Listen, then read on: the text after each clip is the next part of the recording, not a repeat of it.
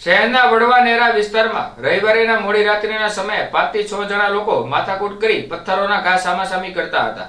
તે દરમિયાન એક બાઇક લઈને યુવાન પસાર થયો હતો, ત્યારે તેના માથાના ભાગે પાણો વાગી જતા તેને સારવાર માટે હોસ્પિટલ ખસેડવામાં આવ્યા હતા, જ્યાં તેનું 2 દિવસ બાદ સારવાર દરમિયાન મોત નીપજ્યું હતું।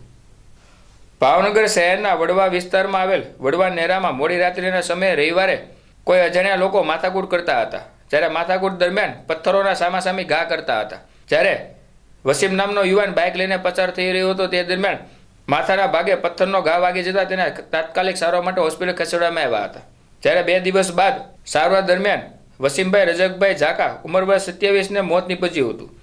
જ્યારે આ મોત નીપજતા લોકોના ટોળા એકઠા થઈ જવા પામ્યા હતા। જ્યારે આ બનાવ બનતા નીલમબાગ પોલીસને જાણ કરાતા નીલમબાગ પોલીસ તેમજ પીઆઈ ઘટના સ્થળે આવીને વધુ તપાસ હાથ ધરી હતી।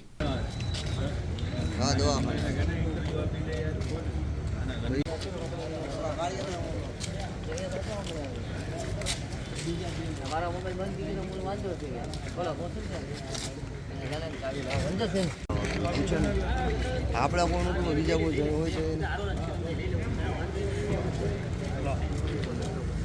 આના ભૂત તો પુનિતભાઈ આવ્યો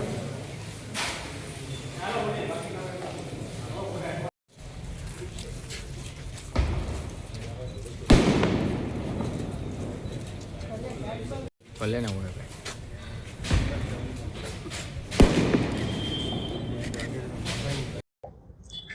તેજર રજકભાઈ ઝાકા। રજકભાઈ, કાર રહેવાનું તમારા ભાઈ સાથે શું ઘટના બની? અમારે રહેવાનું વડવા નેરા ચોક મોપાનની ડેલી।